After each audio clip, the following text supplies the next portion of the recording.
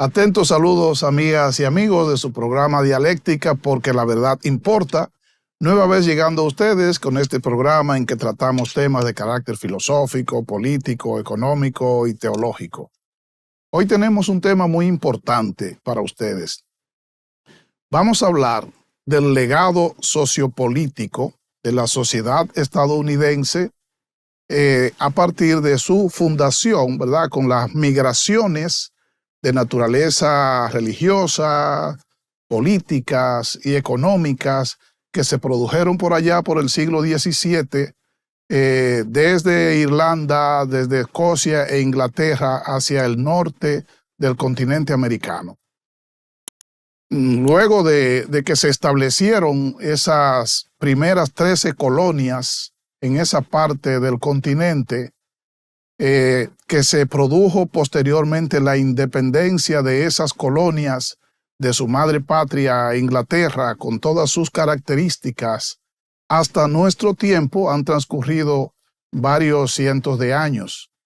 Y también hay unos perfiles y unas características de naturaleza política que tienen que ver especialmente con el concepto demócrata republicano que nosotros conocemos en nuestros tiempos. Así que hoy nos preguntamos por qué el Partido Republicano y por qué el Partido Demócrata tiene determinadas tendencias, tiene determinada conducta, tiene un imaginario trabajado y creado que se recrea en nuestros tiempos. Por ejemplo, en el comportamiento de sus líderes. Y entonces vamos a hablar un poco de la génesis de esos perfiles del partidarismo estadounidense para entender en cierto modo el movimiento que se va a dar a propósito de las elecciones de noviembre de este mismo año, en que se entiende que participará el presidente Biden como candidato a la reelección y el presidente Trump como candidato a retornar al poder. Como decía, en Inglaterra, la Inglaterra del siglo XVI y luego del siglo XVII, digamos del año 1605, 1611, 1614 y 1620, se caracterizó por muchos conflictos de carácter especialmente religiosos y políticos. Ya saben que en el siglo anterior, Enrique VIII había roto sus relaciones con el catolicismo, que era la religión hegemónica, ¿verdad?, cristiana de la época, y había creado un sentimiento y una expresión religiosa cristiana diferente, el conocido anglicanismo. Pero el rey Enrique VIII, que había asumido esa postura, no tenía una capacidad para determinar de manera definitiva,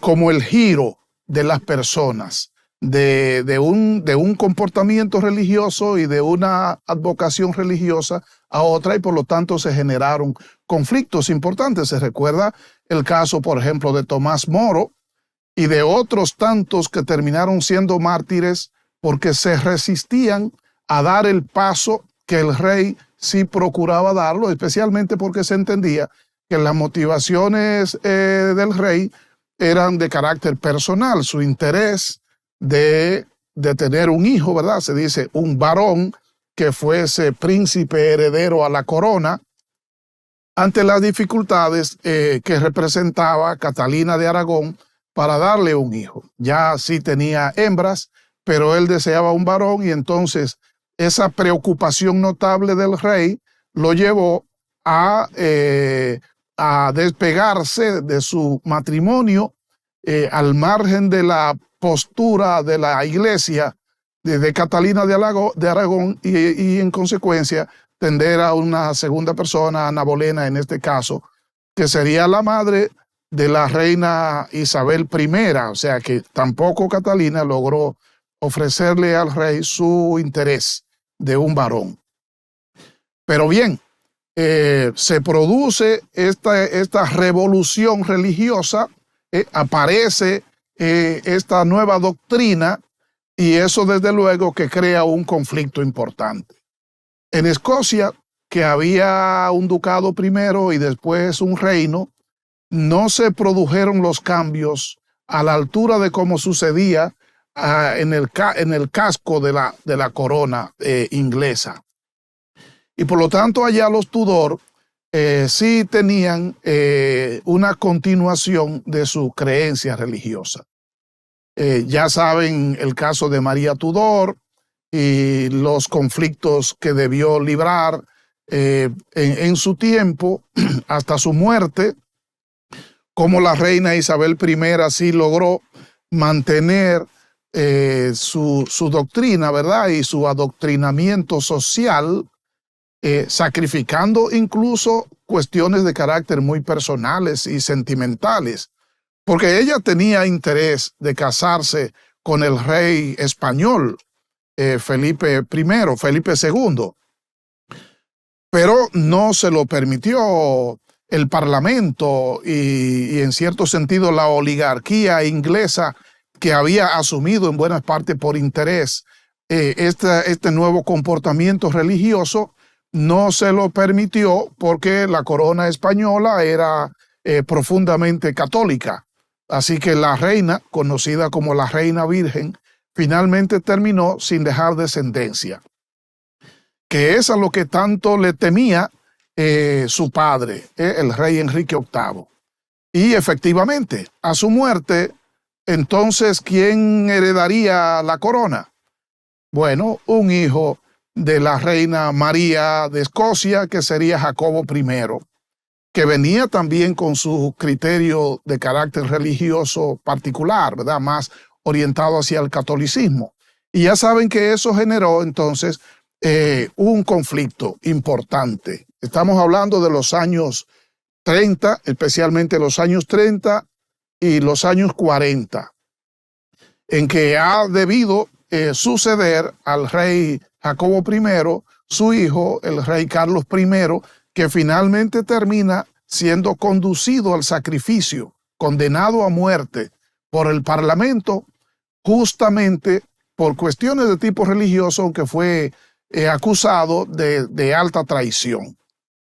Ahí es entonces donde aparece la figura de Oliver Cromwell, que proclama el fin de la monarquía inglesa y la república inglesa, que desde finales de la década de los años 40, 49, 48, 49, hasta los años 50 y 59 y 60, se va a mantener en pausa la corona, y entonces en España habrá un régimen más o menos republicano, hasta que luego se retorna hacia el año 1660 con Carlos II como rey. Y entonces este Carlos II sí tiene una especie de movimiento, sí tiene una conducta más flexible desde el punto de vista religioso, aunque se dice que en sus adentros seguía con sus convicciones católicas. Sin embargo, en sus adentros seguía con sus convicciones católicas, pero hacia afuera, sin embargo, mantenía viva la llama del protestantismo. En medio de estos conflictos sucesivos, luego sucedería Jacobo II, a la muerte de Carlos II, y ya saben que ahí viene la Revolución Gloriosa de Guillermo de Orange y María, y entonces en esa Revolución Gloriosa es donde se establece ya de manera definitiva como condición para asumir la corona inglesa que se tendrá que hacer un juramento firme y categórico por el protestantismo. Entonces, en medio de esas confrontaciones, diversos sectores ingleses sintieron la necesidad de buscar un lugar donde pudieran practicar su creencia y donde pudieran también dejar volar su espíritu de libertad y de emancipación particular y entonces se producen las expediciones hacia el norte de América. Y esas diversas expediciones crean las primeras colonias que comienzan a desarrollarse y a crecer y a avanzar a lo largo de los siguientes siglos. Ya saben que desde esas 13 primeras colonias ubicadas en el noreste de la zona continental, o por lo menos de los Estados Unidos, luego se produciría una expansión hacia el sur primero y luego hacia el oeste de manera apreciable, hasta que hacia el siglo XVIII, 1776, entonces ya los líderes de esas colonias deciden finalmente liberarse, emanciparse, independizarse de la colonia, independizarse de la madre patria, ¿verdad? De Inglaterra. ¿Por qué lo hacen? Bueno, hay razones, he dicho, políticas, pero también hay razones económicas. Ellos debían estar pagando permanentemente impuestos a la corona, no sentían que tenían un retorno similar o proporcional con el pago de sus impuestos y en consecuencia se lanzan a la guerra contra los soldados de la corona inglesa, terminando con la victoria y proclamando el nacimiento de una nueva nación como república, los Estados Unidos de América. George Washington, Thomas Jefferson, Hamilton, Adams, Jay, entre otras personalidades de la época, logran esta gran empresa, crear un nuevo país. Y se proclama a Washington como primer presidente y asume el regenteo del nuevo gobierno. Pero ya saben que hay muchos liderazgos y también hay pensamientos diversos. Thomas Jefferson, que tenía una mentalidad más de descentralización, más liberal, pronto comenzará a procurar y aspirar a que este nuevo país conceda mayor autonomía y libertad de acción para los estados que lo conformaban. A diferencia de Washington y en buena parte de John Adams, que era su vicepresidente, que preferían un gobierno más controlador, más grande, más centralizado, y así se crea el Partido Federalista, que encabezan entonces especialmente Washington y Hamilton, que va a ser muy importante, el ministro del Tesoro. Hamilton, ministro del Tesoro, Adams, vicepresidente de la República, y Washington, presidente de la República. Por otro lado, Jefferson, canciller o secretario de Estado del país. Entre ellos se va a producir una diferencia de criterio, como he dicho, al punto de que el canciller Jefferson finalmente debió renunciar a su puesto y creó un partido político, que fue el Partido Demócrata Republicano.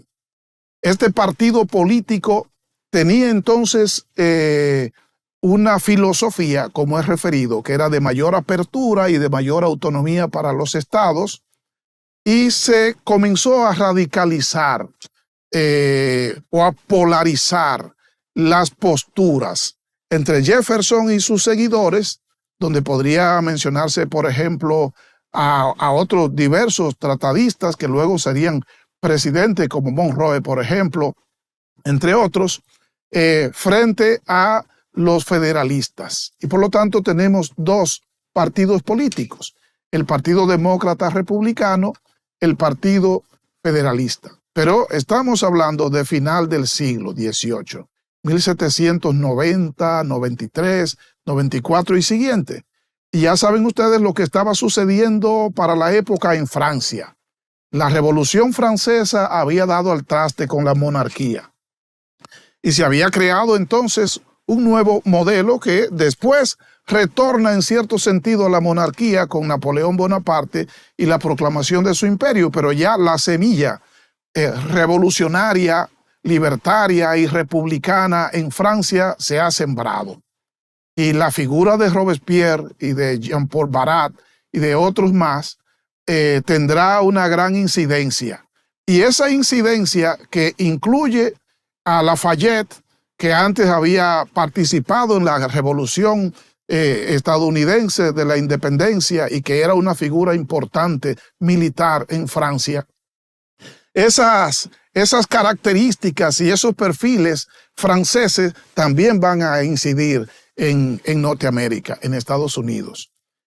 Y pronto los federalistas acusarían a Jefferson y su grupo y su gente de ser afrancesados, de procurar hacer de los Estados Unidos una especie de Francia.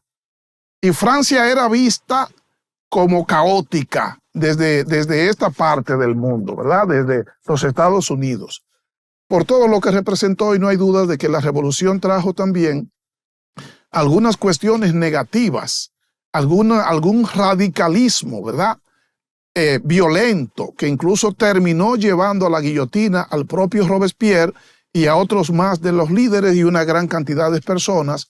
Así que los federalistas utilizaron esa experiencia francesa para acusar a Jefferson y a su equipo demócrata republicano de tender a crear un modelo similar. Mientras ellos, los federalistas, por su lado, tendían a acercarse un poco más a la madre patria, a la corona inglesa, lo que desde luego del otro lado también se aprovechaba para acusarlo entonces de ser genuflexos y de pretender incluso establecer una especie de monarquía constitucional en un país como los Estados Unidos, joven, pero que se procuraba que fuese una república con reconocimiento importante de libertades para las personas. Pero hay muchas características que se dan para entonces. Por ejemplo, antes de la 12ª enmienda, el modelo político implicaba, primero, político electoral, que no todas las personas, no todos los ciudadanos tenían derecho al voto, sino que para votar se debía ser blanco y desde luego hombre. Así que ni los negros, aunque fuesen libres, ni las mujeres podían sufragar. Pero además, en principio, para votar había que ser propietario de algunas propiedades, había que tener algún nivel de abolengo, ¿verdad?, por parte de las personas. Esas eran características que se tenían. Además de que se estableció un voto dual, que cada uno de los electores que participarían para escoger al candidato presidencial, así fuese del Partido Federalista o del Partido Demócrata Republicano, podía escoger a dos candidatos, uno como primera opción y uno como segunda opción. Y el de segunda opción, el que sacara mayor voto como segunda opción, entonces sería vicepresidente del de la primera opción. Ya saben ustedes lo que eso representa. Significa que el contrario, el derrotado, terminaría siendo el compañero de gobierno del presidente de la República, al punto de que cuando el presidente Washington decide no presentarse a un tercer periodo, a una segunda reelección, Jefferson entonces presenta su candidatura presidencial por el Partido Demócrata Republicano, y Adams, que era el vicepresidente de Washington, que era el candidato del partido oficial, termina ganando las elecciones, pero adivinen, entonces Jefferson quedó de segundo y por lo tanto terminó siendo el vicepresidente de Adams. Imagínese usted el vicepresidente de el líder de la oposición como vicepresidente en el partido oficial, lo que eso representó. Así que, si bien Jefferson esta vez no podía renunciar, como pasó anteriormente siendo canciller o siendo secretario de Estado, sin embargo, asumió una postura beligerante, muy radical, frente al gobierno de Adams y frente incluso al propio Washington y el Partido Federalista, y eso creó entonces unas características muy peculiares, que sin embargo para las elecciones siguientes del año 1800, entonces gana las elecciones Jefferson y se proclama presidente de la República. Jefferson es el presidente, luego gana las elecciones para un segundo periodo en el 1804, estaría hasta el 1809, y eso iniciaría un proceso largo de gobierno demócrata republicano en los Estados Unidos, lo que habría de sumergir al Partido Federalista en una profunda crisis, al punto de que John Quincy Adams, dirigente y líder en la década de los años 20 del Partido Federalista, termina dando el paso al Partido Demócrata Republicano, donde veía mayores posibilidades de alcanzar la presidencia de la República, y efectivamente termina siendo escogido como presidente de la República, lo cual ya decretaba en buena parte la desaparición del Partido Federalista, y entonces el Partido Demócrata Republicano se queda prácticamente solo, sin oposición, gobernando.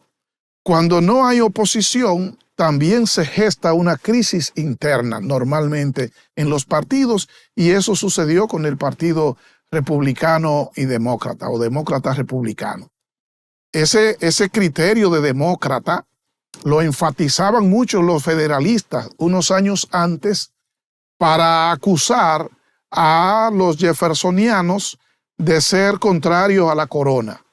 Y entonces estos, a su vez, fortalecían su idea de republicano, diciendo: nosotros somos fundamentalmente republicanos.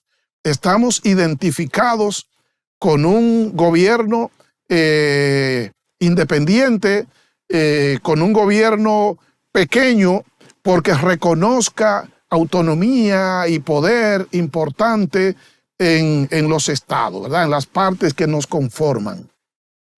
Y vendrá entonces un acontecimiento importante con el advenimiento de Jackson posteriormente, que decretará la desaparición del Partido Demócrata Republicano para dar inicio al Partido Demócrata solamente. Y entonces ya verán que luego surgirá un nuevo partido político, el Partido White, que finalmente terminará convirtiéndose en Partido Republicano, y ese origen de demócrata republicano entonces ahora se convertirá en dos opciones de poder antagónicos, que habrán de librar una carrera importante por el gobierno estadounidense, por un lado el Partido Republicano y por otro lado el Partido Demócrata. El Partido Republicano, que se fortalecerá especialmente a partir de la figura de Abraham Lincoln ya para la década de los años 60 del siglo, y de lo cual entonces nosotros vamos a hablar especialmente después de una primera pausa. Así que vamos a hacer una primera pausa y volvemos con ustedes en breve.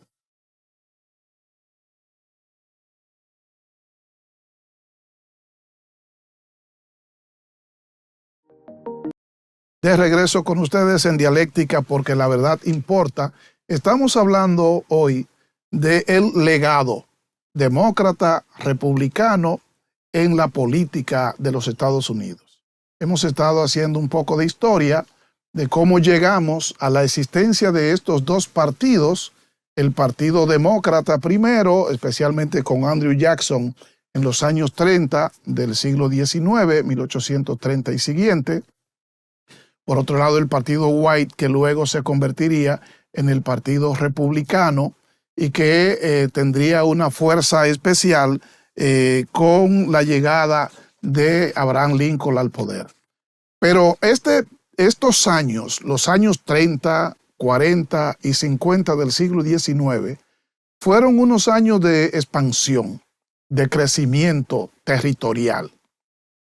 Expansión hacia el oeste, hacia el Pacífico, y expansión hacia el sur, que implicaron también confrontaciones importantes con los mexicanos, y en una ocasión incluso con rusos que se habían establecido en la parte de Oregón y la parte de California, y otras personas. Y bueno, ya saben, la adquisición, por ejemplo, de Luisiana hacia el sur, que se había obtenido desde Francia, lo que determinaba como un crecimiento, una expansión notable en términos territorial para este país.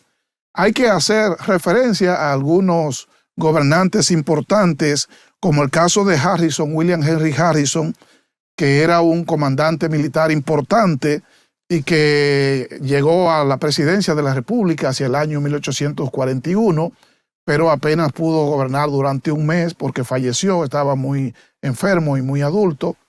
Harrison es el primero de los presidentes estadounidenses que muere en el poder, ¿verdad? Ejerciendo el poder. Después va a tocar con el presidente Abraham Lincoln. Abraham Lincoln es considerado el presidente más popular y se dice más querido también en muchos sentidos de su país. Tenía un criterio de democracia bastante asendereado. Estaba comprometido con mantener la unidad de su país, la unidad de la nación. Por lo tanto, lideró con mucho acierto la guerra de secesión para la época e incluso debió ceder incluso en condiciones temerarias para mantener la unidad de su país y tener la victoria. Y digo temeraria porque el caso de Andrew Johnson, su vicepresidente, no era republicano sino demócrata. Y ceder la vicepresidencia de la República a una persona que tiene una vinculación política contraria, parecido a lo que antes he referido que sucedía con Adams y con Jefferson, que eran también de diferente orientación política, siendo uno presidente y otro vicepresidente. Lo mismo entonces sucedería con Abraham Lincoln. Que ya saben ustedes, muere entonces víctima de un atentado lamentable en el Teatro Ford. Y entonces muchas personas especularon de si su vicepresidente, que no era especialmente su amigo y compañero partidario, si su vicepresidente pudiera haber tenido algún compromiso con este atentado, o por lo menos si pudo haber tomado algunas posturas, porque él no quiso acompañar al presidente a ver la obra en el teatro donde fue el presidente asesinado. Y entonces gente dice, bueno, ¿por qué si el presidente invitó a su vicepresidente a acompañarlo a una actividad artística y cultural, el vicepresidente se niega a ir y entonces finalmente termina siendo asesinado allí el presidente? E incluso el presidente, luego Ulysses Grant, que era el jefe militar, sería presidente luego en el siguiente periodo tras concluir el mandato que le tocaba a Lincoln del 65 al 69. Tras concluirlo Johnson, entonces participa en las elecciones Ulysses Grant y gana las elecciones. Y entonces algunas personas también llegaron a quejarse de si él podría tener alguna responsabilidad con lo que sucedió con el presidente Abraham Lincoln. Eso sucede también por la magia que representaba a Abraham Lincoln, por la devoción que inspiraba en sus seguidores y en las personas que siempre son muy suspicaces, por lo tanto, frente a un acontecimiento tan grande como un ajusticiamiento, como ese que sucede. Es el presidente Lincoln entonces el segundo presidente en fallecer en ejercicio, pero el primero en fallecer de manera trágica, hasta el presidente Garfield, que luego a principios de los años 80 también es asesinado en una estación de tren en los Estados Unidos, y se dice que fue asesinado por un compañero de su partido que estaba decepcionado porque había solicitado al presidente un cargo y no lo había complacido el presidente. Y en ese estado de decepción terminó entonces asesinando al presidente. El presidente Garfield sería entonces el segundo en morir asesinado y el tercero en morir siendo presidente. Y luego vienen entonces acontecimientos importantes, porque al presidente Garfield luego le sucedería su vicepresidente, y luego entonces vendría el gobierno del presidente Cleveland. El presidente Cleveland gobierna los Estados Unidos entre los años 1885 y 1889. Luego en el 1889 participa para la reelección, pero no es escogido por la población, sino que la población prefiere al presidente Harrison, Benjamin Harrison. Pero para el periodo 1893, las elecciones eran en noviembre, a final del año anterior, 82, participa de nuevo el expresidente Cleveland y es escogido presidente de la República. Es el único caso hasta ahora en que los Estados Unidos han tenido un presidente 2 veces de manera no consecutiva. De modo que fue presidente un periodo, perdió las elecciones, participó luego en el siguiente periodo y es escogido de nuevo. Es importante ese dato por lo que pudiera suceder en este mismo año, en noviembre, con el caso Trump, que ya ha sido presidente anteriormente, con algunas características especiales, porque en este caso es entonces por el Partido Republicano. Después podríamos referir el caso del presidente McKinley, que es para final del siglo. El presidente William McKinley fue escogido en el año 1897, sin embargo en el año 1901 es asesinado también.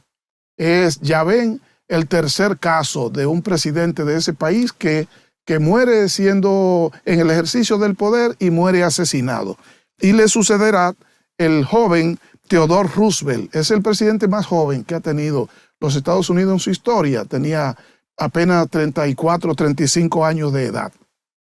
El presidente Roosevelt, que era militar y que logró luego la repostulación y la elección para un segundo mandato hasta el año 1909. Gobernó el presidente Theodore Roosevelt. Ese es un apellido importante porque luego tendremos otro Roosevelt, Franklin Delano Roosevelt, en los años 30 y en la primera mitad de los años 40 siguientes.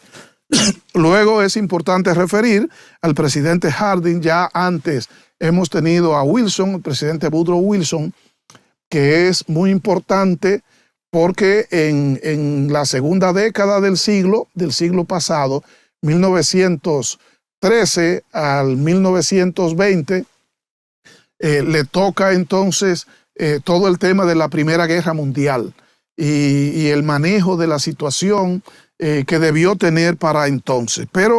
Y luego también podría referirse el caso del presidente Hoover y la caída de la Bolsa de Valores de Nueva York, el gran crack económico. Pero antes, el presidente Warren Harding de Ohio es famoso porque era muy amigable, era muy leal a sus amigos y conformó un gabinete fundamentalmente de amigos, de muchas personas, de muchos conciudadanos suyos, incluso familiares, que no necesariamente tenían la suficiente competencia para ocupar los cargos, y muchas de esas personas terminaron corrompiéndose.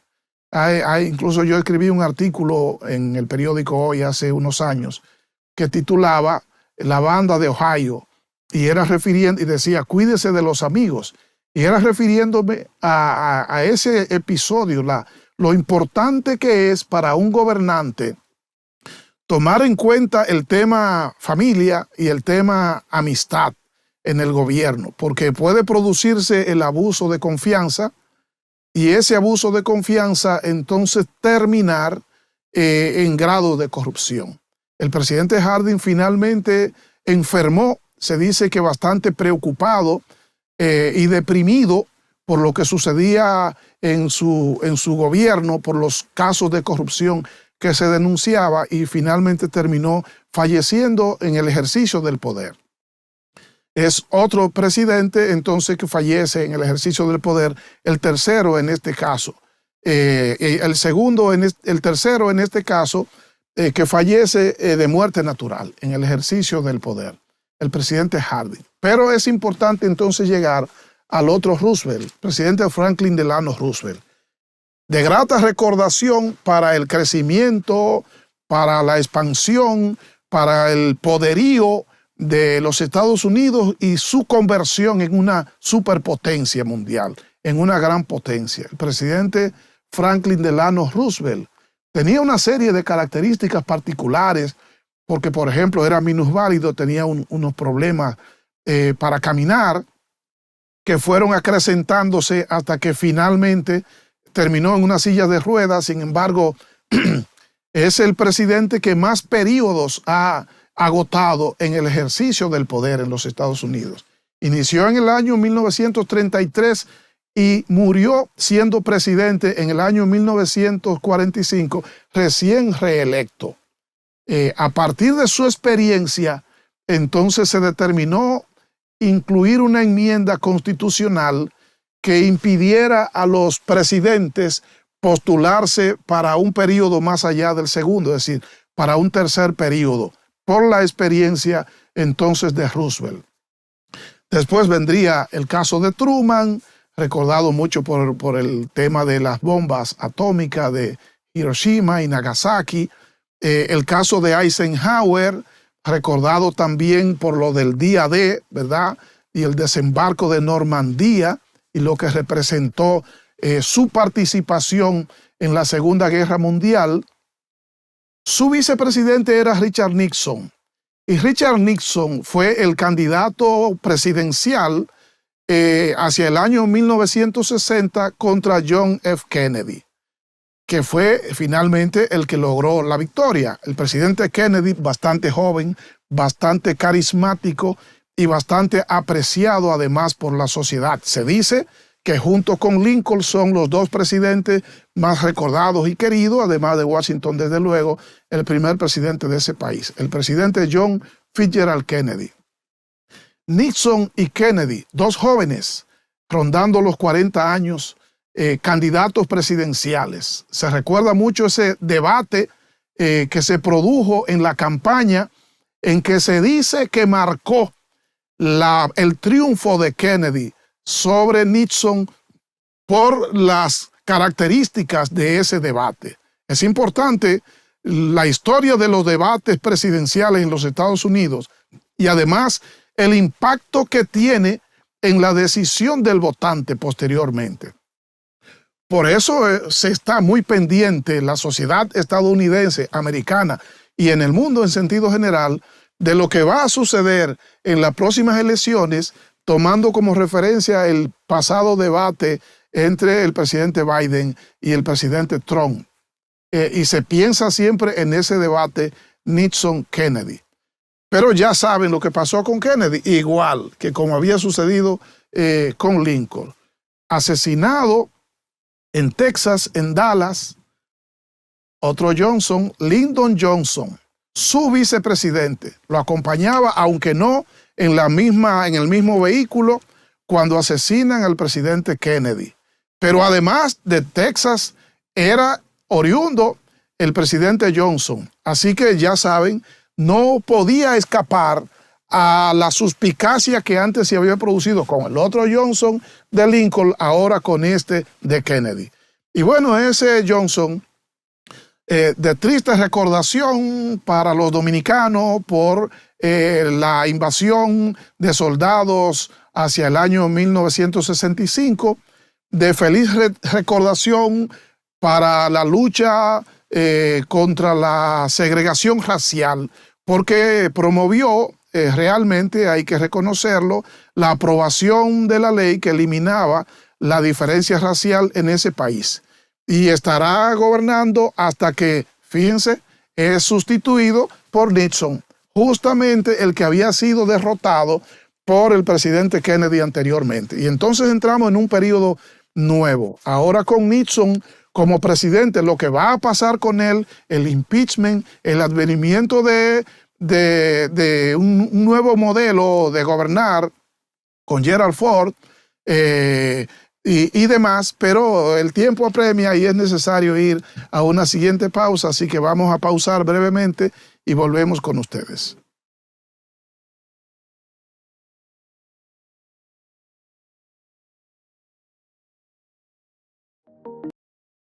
Gracias por continuar con nosotros en Dialéctica, porque la verdad importa. Estamos hablando del legado político, sociopolítico en los Estados Unidos, demócrata republicano.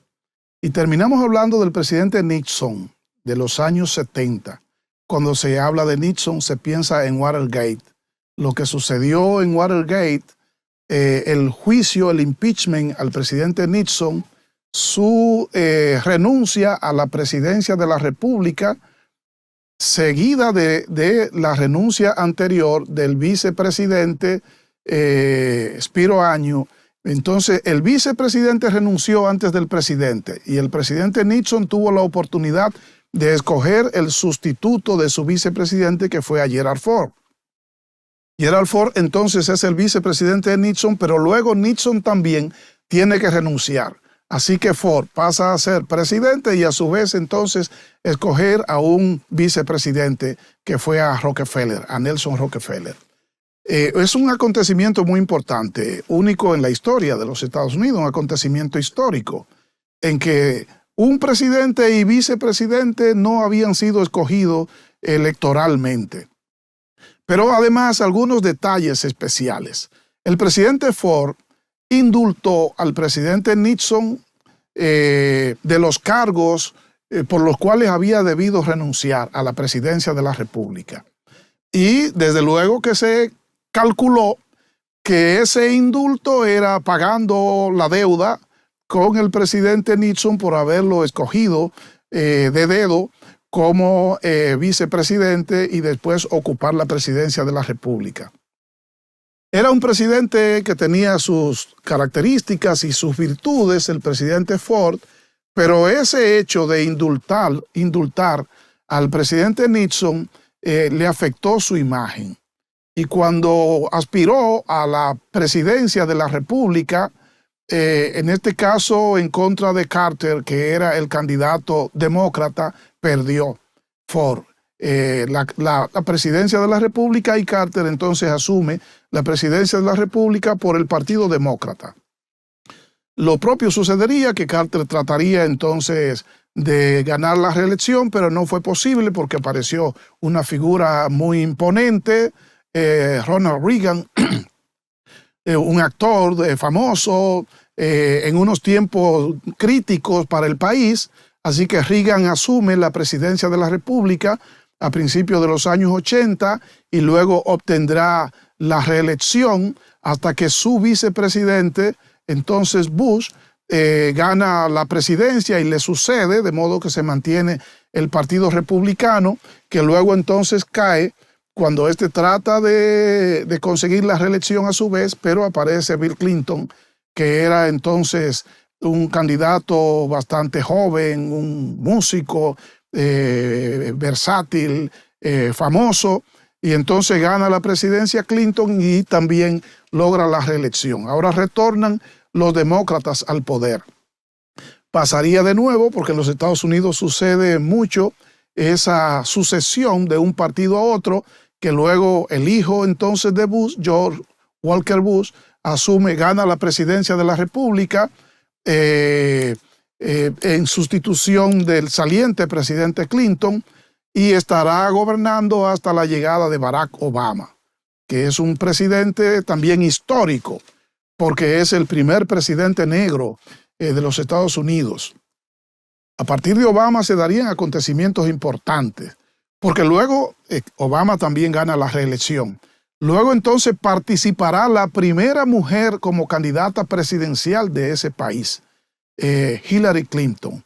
Así que también estuvo a punto de hacer historia, de tener el primer presidente negro y la primera mujer gobernando, lo cual no sucedió porque el presidente Donald Trump, por el Partido Republicano, obtuvo el beneficio de los electores. No tuvo el beneficio de la votación popular que favoreció a Clinton, pero sí de los superelectores. Ese es un tema importante que probablemente en otro programa podamos explicar, ese fenómeno especial que tiene su raíz en aquellos tiempos de los padres fundadores, que entendieron que no todas las personas tenían condiciones para decidir quién debía gobernar la nación. Y por lo tanto entendieron que era necesario crear un filtro entre el futuro presidente, el candidato, y la población votante.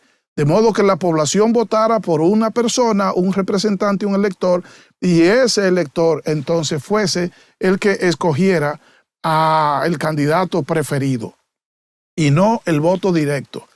Eso ya había creado unas condiciones anteriores, porque el mismo conflicto que se produjo en el Partido Demócrata Republicano tuvo que ver con esa situación, porque generó una competencia interna en que el candidato que quedó más votado finalmente no fue el presidente de la República, porque luego se produjo una alianza a nivel de los electores dentro de uno de los candidatos que había sido incluso descalificado porque apenas había alcanzado un 11%, y otro también de los que habían quedado en menores lugares, pero unidos entonces vencieron al que se supone prefería la mayoría, que había quedado en primer lugar.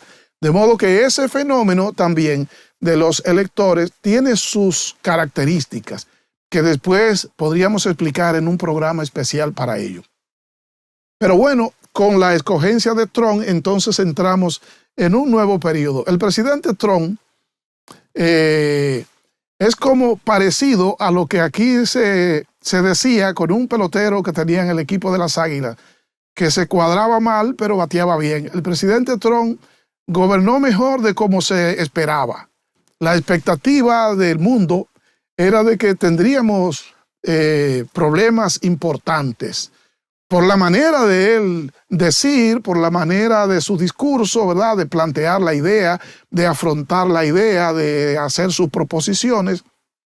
Sin embargo, su gobierno retomó en buena parte ese espíritu de gobierno grande, ¿verdad?, de Estado grande, en que el país tenga una incidencia importante en el mundo, el que el país recupere un espacio apreciable, tiene también sus características particulares. Ya lo hablamos cuando nos referíamos al tema del etnocentrismo cultural. Y es que tiene entonces una tendencia a aislarse, a sobreestimar lo propio y desdeñar en buena parte el exterior. Y entonces eso choca con el tema de las migraciones, a veces choca con el tema también de la diplomacia y del multiculturalismo, y también de la participación con otros partidos, con otros países. Es decir, que el presidente Trump tiene sus ventajas y sus desventajas en ese caso. Trata de ganar la reelección presidencial, como había pasado con otros republicanos, presidentes republicanos, pero no lo logró, y entonces llegamos al presidente Biden, demócrata. El presidente Joe Biden es el segundo presidente de orientación católica, de vocación católica de ese país después de Kennedy. Y el presidente Biden, el presidente actual, está presentando su candidatura para la reelección, pero está acusando también algunas condiciones por su edad, aunque no necesariamente en término pleno, pero su salud, equilibrio y una serie de detalles más lucen palidecer su propósito de lograr la reelección presidencial, como sucedió con Obama de su propio partido, como sucedió con Clinton de su propio partido y otro. Y entonces pareciera que el presidente Donald Trump va a repetir la historia que sucedió a finales de los años 80 del siglo XIX, que fue el retorno al poder de un expresidente. En aquel caso, del presidente Cleveland. Así que ahora tenemos un nuevo acontecimiento en donde prácticamente dos presidentes están aspirando al cargo. Un presidente saliente de hace un periodo atrás y el presidente actual que aspira a la reelección.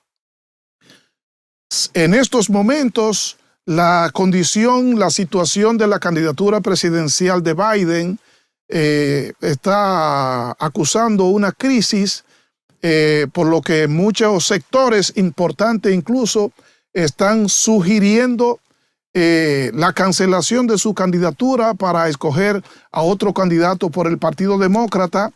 Y entonces se diría que en cualquiera de los dos casos, tanto en el caso de que el presidente Biden continúe con su candidatura hasta el final, como en el caso de que sea sustituido, algunos hablan de Kamala Harris, su vicepresidenta, otros hablan de Michelle Obama, la ex primera dama, esposa del presidente Barack Obama, entre otros. En cualquiera de los casos, luce que el Partido Demócrata correrá con desventaja para las elecciones de este año y que habrá de iniciar entonces el periodo de gobierno el próximo año de ese país. En estos momentos, los perfiles del Partido Demócrata y del Partido Republicano tienen unas similitudes mayores. Es decir, hay una diferencia menor a la diferencia que se daba en el siglo anterior, en que las características centralistas de los demócratas, de los republicanos, y las características de apertura de los demócratas no necesariamente están tan definidas. Lo mismo sucede con la carrera armamentística y con la industria de la guerra, como se dice.